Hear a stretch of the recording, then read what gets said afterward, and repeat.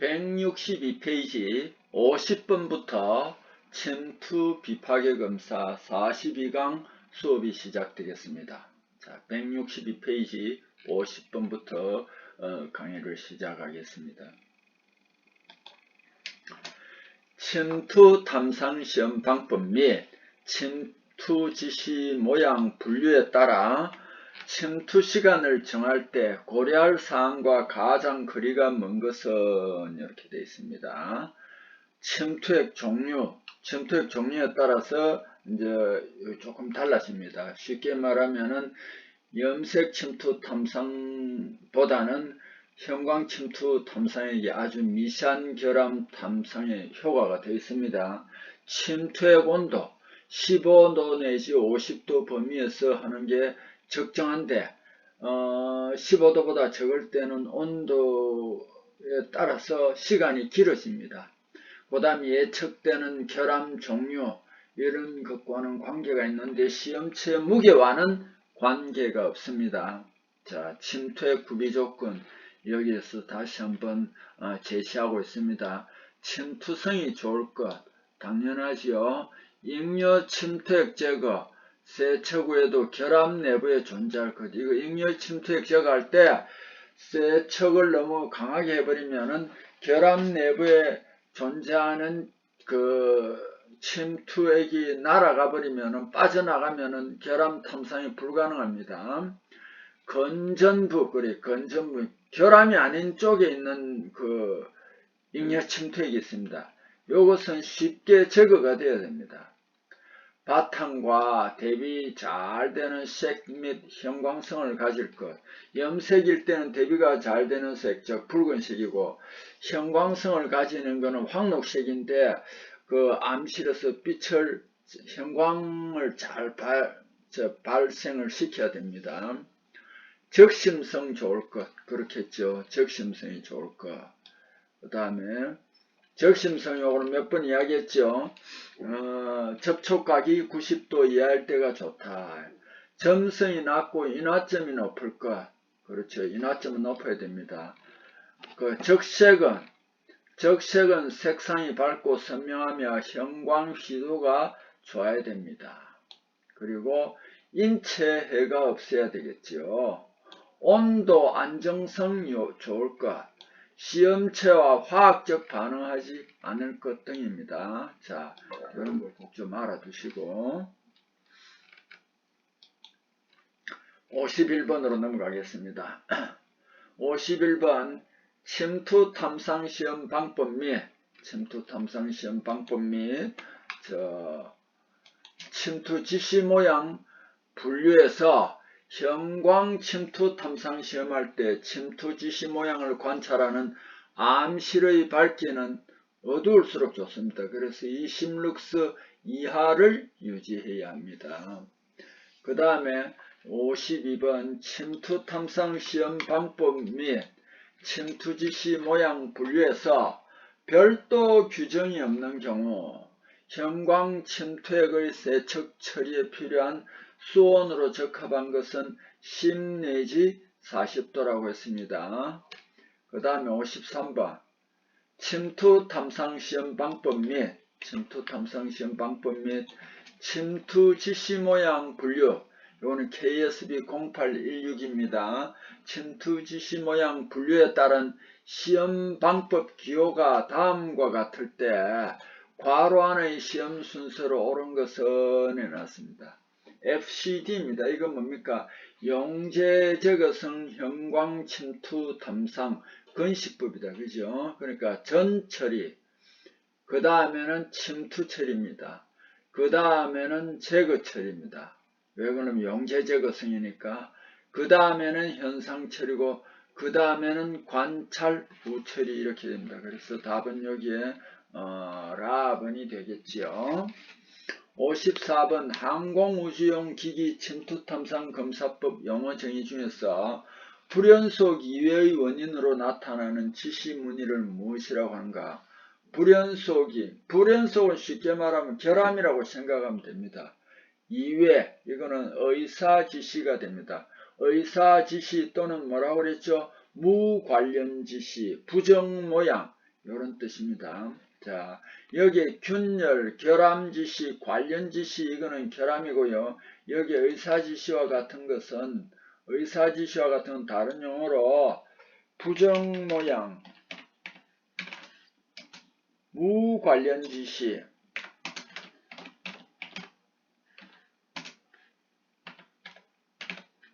요거는 의사지시와 같습니다. 결함이 아닌 게 결함처럼 보인 것입니다. 자, 그 다음에 고온의 열에 방치된 세라믹 제품에 나타난 지시로 그물 모양, 망사 모양으로 서로 교차하는 선으로 나타나는 지시에 해당하는 것은 이 고온의 세라믹은 높은 온도에서 잘 견딥니다. 그래서 고온의 열에 방치된 세라믹 제품에 그물 모양, 망사 모양으로 서로 교차하는 선으로 나타나는 지시가 요거는 열 충격 균열입니다. 열 충격 지시. 고온의 열이 방치될 때 그물 모양으로 나타난다. 자, 구상의견주철의 구상화율 정도를 파악하기 위해 활용하는 비파계 검사법은 요거는 초음파 탐상시험으로 구상화 흑연 크기 측정할 수 있습니다. 자, 그 다음에 55번으로 넘어갑니다. 163페이지 55번 시험체 양면이 서로 평행해야만 최대 효과를 얻을 수 있는 비파계 검사에 해당하는 것은 시험체 양면이 서로 평행해야만 최대 효과를 얻을 수 있는 비파계 검사에 해당하는 것은 초음파 탐상시험 중에서 이게 공진법입니다. 초음파 탐상시험법에서 공진법입니다. 자, 그 다음에 와전류 탐상시험. 와전류 탐상시험으로 측정할 수 있는 것은 전도체, 파이프 표면 이런 게 결함이 이제 뭐냐면은 와전류 탐상시험으로 측정하기 좋습니다. 라 같은 경우는 내부 결함이니까 요거는 아닙니다.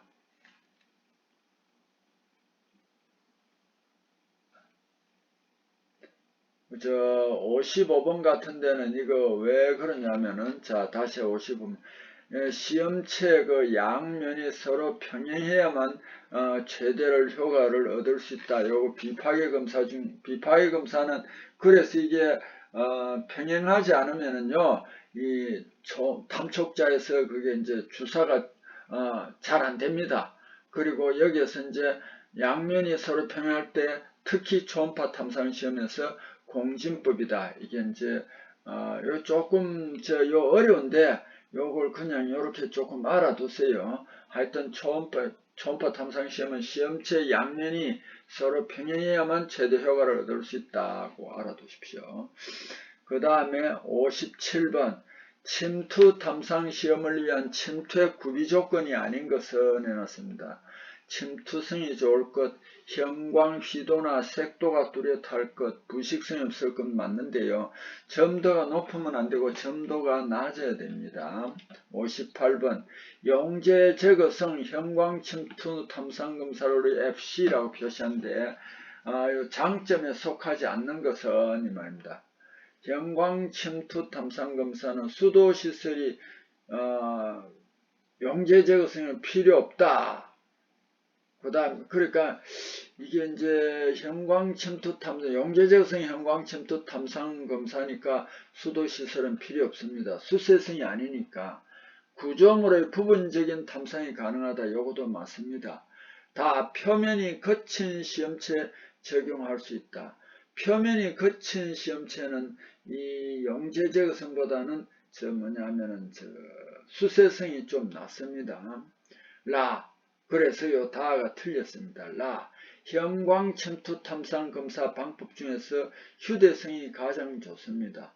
왜냐하면 수세성 같으면 수도 시설도 있어야 되는데 요거는 수도 시설이 없으니까 그래도 형광 침투 탐상 검사 방법 중에서는 휴대성이 가장 좋다. 형광 침투 탐상 검사 방법 중에서는 그래도 휴대성이 가장 좋다. 이게 옳은 설명이 됩니다. 자, 59번 한번 봅시다. 누설 비파계 검사 공정에서 누설량 값을 쉽게 측정하는 방법은 헬륨법입니다. 자, 헬륨 누설 검사를 여기에서 장황하게 설명을 해놨는데요. 여러분이 궁금하면은 요걸 읽어보고, 그런데 한 번에 이걸 다 이해하는 것은 어려울 겁니다. 그럼 두고 이제 나중에도 한 번씩 이래 몇 번 읽어보면은 또 이해가 될 것입니다. 자, 그러면 저와 같이 한번 읽어봅시다. 헬륨 누설 테스트는요, 헬륨 누설 탐지를 위해서는 헬륨 탐지할 수 있는 탐지기가 필요합니다.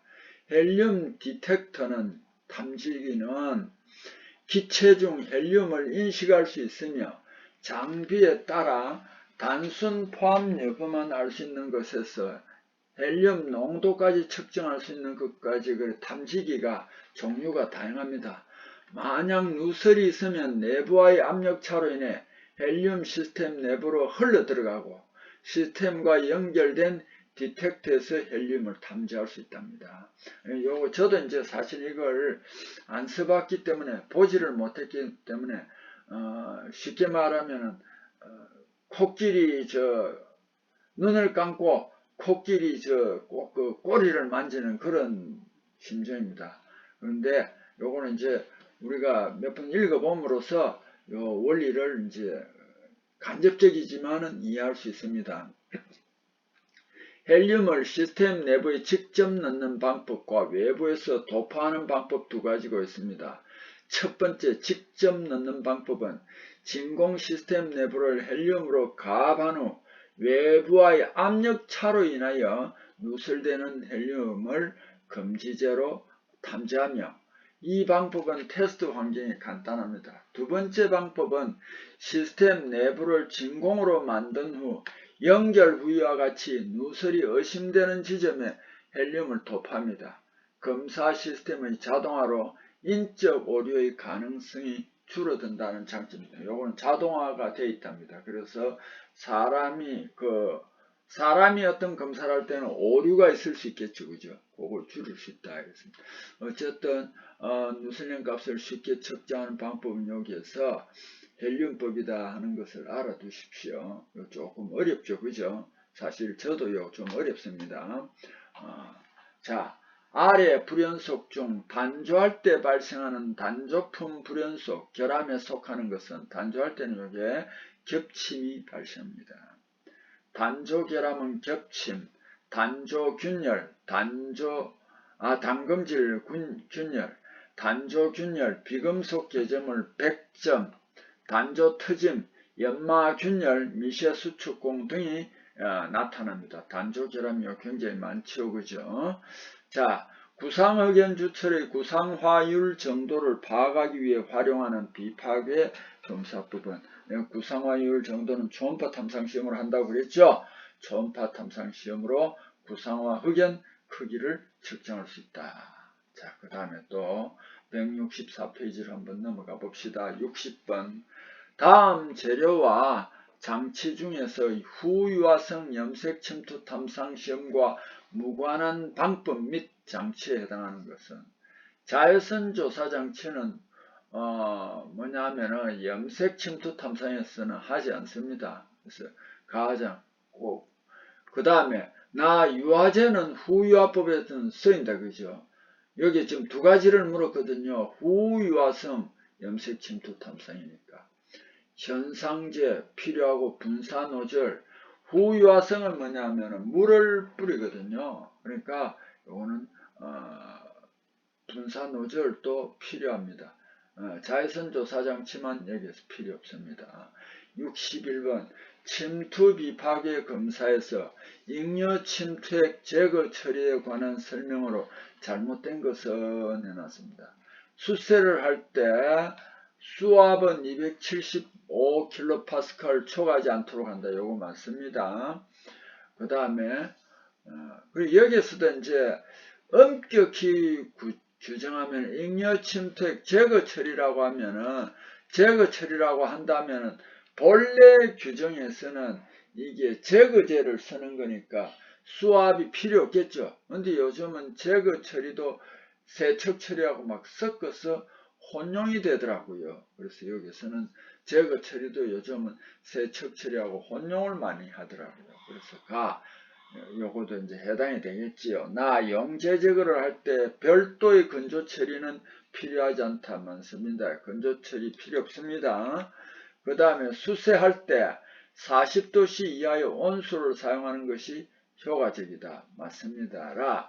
용재 제거를 할 때 용재를 시험체에 직접 적용하여 제거한다.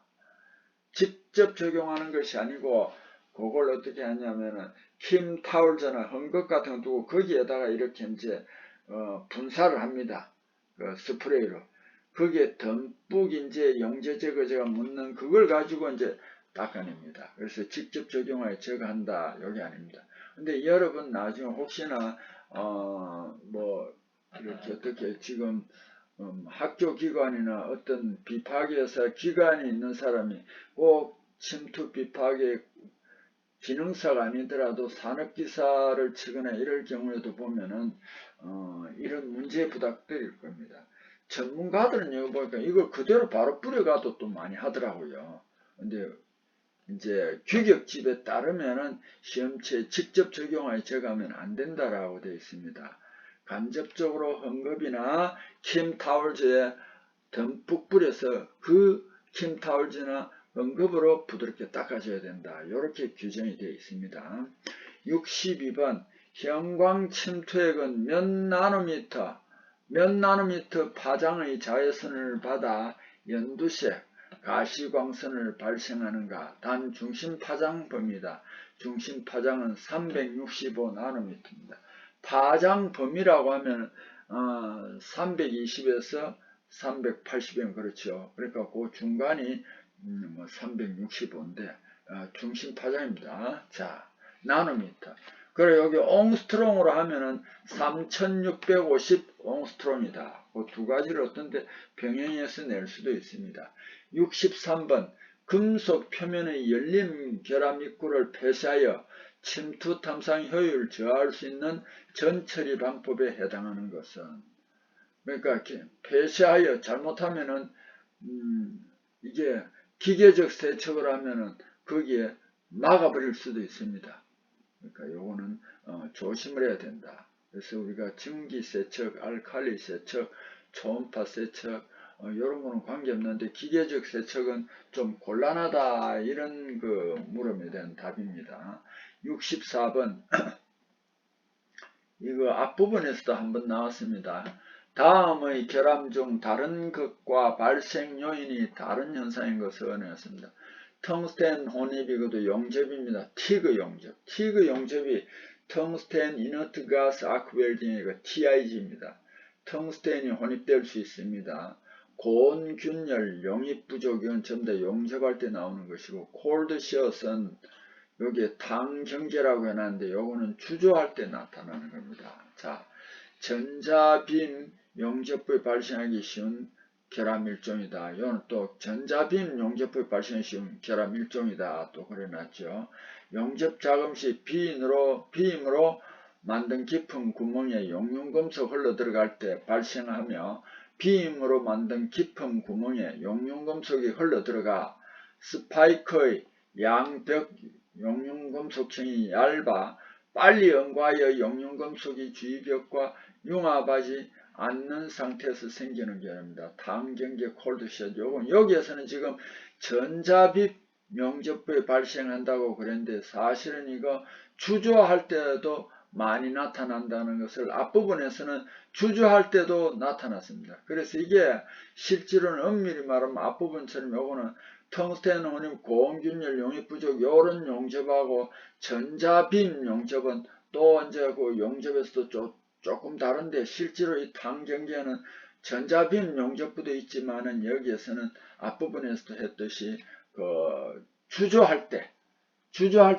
또 많이 나타납니다. 그래서 여기서는 이제 전자빔 용접부를 한번 설명을 했지만은 사실 요거는 여기에서는 이 문제에 해당하는 것은 주조 중결함으로 더 이제 이해해 주는 게 좋습니다. 주조 중결함으로 이해해 주는 게 더 좋습니다. 자, 65번 침투액 중에서 특히 깊이가 얕고 폭이 넓은 결함의 검출에 우수한 탐상제에 해당하는 것은 후유화성 형광침투액입니다. 후유화성 형광침투액입니다. 누설검사법 중 대형용기 저장조의 서이나 누설 위치 측정에는 나쁜 것은 요거는 뭐냐 하면은 압력변화 누설 시험입니다. 압력변화 누설 위치 측정에는 요것이 나쁘다. 사실 요 누설 검사나 요런 우리가 세밀하게 공부를 안 했기 때문에 어떤 때는 조금 알쏭한 부분이 많습니다. 저도 많습니다. 솔직히 이제 여러분에게 고백을 하면. 그래서 요게 대형 용기 저장조에서나 누설 위치 측정에는 나쁜 것은 압력 변화 누설 검사라는 것을 알아두십시오. 또 여러분이 어떻게 기회가 되면은 누설 검사, 이것도 자격시험이 있습니다. 그 공부를 할 때는 요걸 더 상세하게 알 수 있을 겁니다. 표면 결함 탐상 재료 중 다른 비파계 검사 대신 침투 공정만 적용하는 것은 세라믹은 침투 공정만 적용하는 것은 하는데 요거는 세라믹은 요걸 할 수 있습니다. 그런데 미세 세라믹이 아닌 다공성이 가는 세라믹은 침투 적용도 곤란하다. 그렇겠죠. 근데 요거는 이제 미세한 표면 결함일 때는 세라믹이 이제 침투 작업으로서 할 수 있다라는 것을 여기에서 설명하고 있습니다. 자, 또 한번 넘어가 봅시다. 165페이지입니다. 66번. 침투액 침투성은 침투 탐상에서 어떤 물리적 성질을 이용하는 것인가?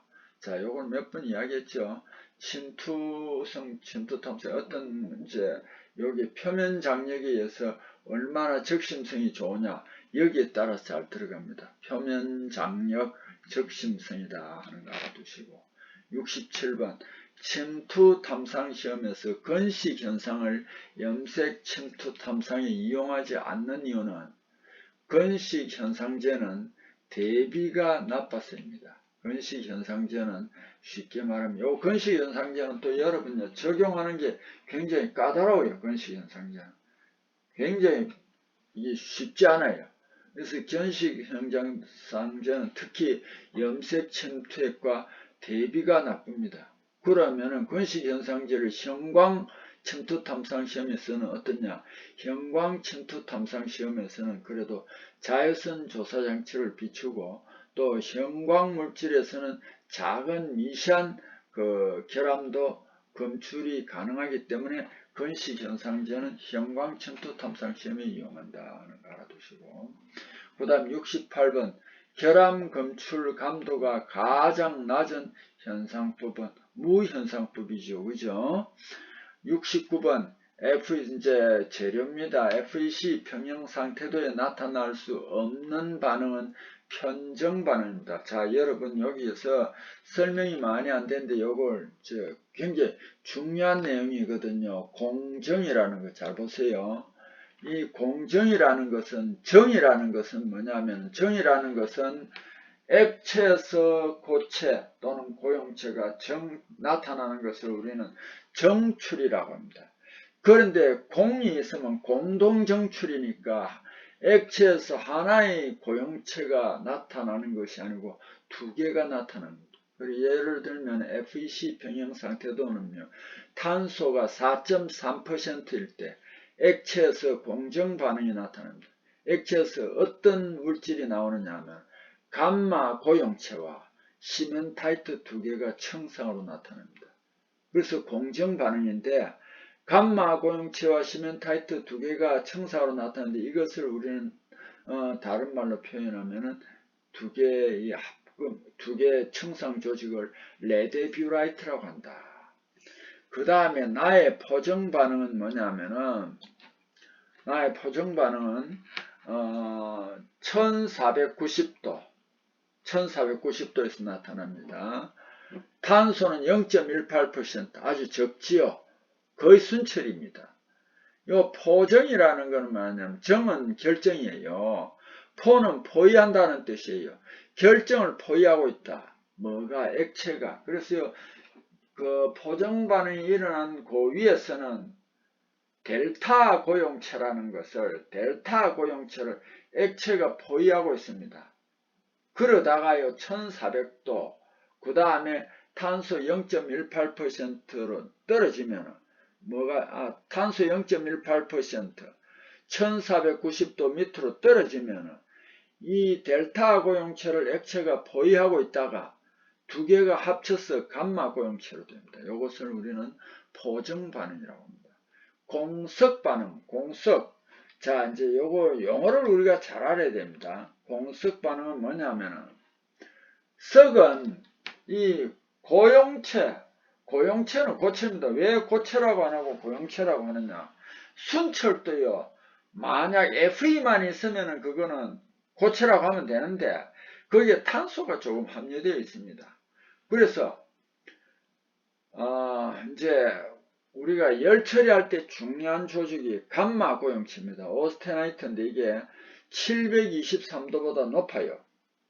아무리 낮아도 723도보다 높아요.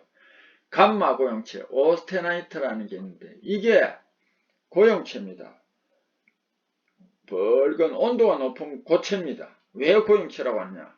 순철에 탄소가 좀 포함되어 있습니다. 그래서 이제 고용체인데 이게 723도, 탄소 0.8%, 723도 아래로 떨어지면 석이라는 것은 고용체에서 또 고용체가 나온다는 거예요. 그래서 석출이고 공자가 붙었으니까 두 개가 이제 나온다는 거예요. 공동 석출이에요. 뭐냐 하면 감마 고용체가 탄소 0.8%일 때 723도보다 떨어지면 낮아지면 뭐가 되느냐 하면은 알파 고용체와 시멘타이트 두 조직이 청상 조직으로 나타납니다. 이것을 우리는 공석이라고 하는데 이 공석 조직은 한마디로 다른 이름으로 말하면 알파 고용체와 시멘타이트가 있는데 이것을 다른 이름으로는 폴라이트라고 합니다. 공석강은 폴라이트라고 합니다. 그러면 편정 반응은 뭐냐? 편정은 뭐냐? 이건 철탄소 평형상태도에서는 없습니다. 구리나 납처럼 요것도 이제 반응식도 여러분들이 알아두세요. 구리와 납처럼 녹았을 때도 서로 자기들끼리 놀아요. 그래서 이 상태도가 한 4개 정도 있습니다. 지금 우리가 여기서 제가 제시를 안 했는데 어떤 경우에는 상태도를 내놓고 이게 무슨 반응이냐 이렇게 물을 수도 있겠죠. 그럼 그걸 어떻게 찾는 방법, 팁은 뭐냐? 그 상태도에 가만히 보면은 액체 1, 액체 2 또는 L1, L2 이렇게 액체가 두 가지가 그 상태도에서는 분리되어 있는 게 찾을 수 있습니다. 그럴 때는 그 상태도는 편정 반응이다라는 꼭 좀 알아두시고요. 자, 70번 철강을 A1 변태점이고 공석 변태입니다. 723도입니다. A1 변태점 이하의 일정온도로 가열하여 인성 증가할 목적으로 적용하는 열처리 조작은 우리가 이제 철강 오스테나이트 조직이 굉장히 중요해요. 이게 뭐냐면은 고온 조직인데 담금질할 때 필요한 A1 변태점 위로 가열해야 합니다. 그래가지고 그걸 물에 급냉시켜 버리면은 마텐자이트가 됩니다. 굉장히 단단합니다. 그런데 이게 단단한 반면에 질긴 성질이 약하거든 충격에 깨질 수 있습니다. 그래서 요거는 경도는 조금 떨어뜨리더라도 인성을 증가시키자 이래서 다시 한번 열처리를 합니다. 그래서 A1 변태점 이상은 감마 고용체인데 그까지 안 올리고 그거보다 조금 낮은 온도까지 가열해 가지고 거기에서 공기 중에서 천천히 냉각시키면은 경도는 조금 떨어져도 인성이 증가합니다. 이 열처리를 우리 뜨임 현장에서는 템퍼링이다 이렇게 많이 합니다. 자, 71번 구리를 용해할 때 흡수한 산소 인으로 흡수한 산소를 인으로 탈산하여 여기서 이제 쉼표를 제가 보는데 여기 쉼표보다는 여기 하는 게 좋겠네요. 그래서 이 구리에서는 여러분 결론적으로 알아두십시오. 산소가 흡수되지 않아야 됩니다. 산소가 흡수되지 않아야 됩니다. 그런데 여기에서는 산소를 인으로 탈산해 버렸습니다. 그래서 산소 0.01% 이하로 남기고 인을 0.02%로 조절한 구리를 우리는 탈산구리라고 합니다. 탈산구리.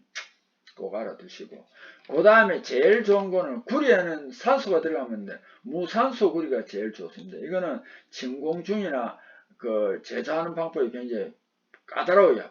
OFHC라고 합니다. 무산소 구리는 OFHC입니다. O는 옥시전 산소입니다. F는 free 산소가 없다. high 높다 전도도가 copper 구리. 산소가 없는 전도도가 높은 구리다 이런 뜻입니다. 여기에 무산소 구리가 제일 좋습니다. 그런데 만드는데 굉장히 어렵다. 금, 백금 등과 같은 귀금속 부식제로 뭐를 쓰냐면 왕수를 사용합니다. 왕수 주성분은 뭐냐? 굉장히 독합니다. 진한 질산 10ml, 진한 염산 10ml, 글리셀린 10ml. 굉장히 독한 것들입니다. 그래서 여기에 오래 두면 금이 녹아버려요. 이 부식할 때는 왕수를 쓴다는 거 꼭 알아두십시오. 현미경 조직 검사할 때 관찰 쉽게 평활한 측정면을 만드는 작업을 뭐냐면은 연마라고 하는데 거친 연마, 미세 연마, 광택 연마를 합니다. 그렇게 해서 그 다음에 부식을 하고 현미경 검사합니다.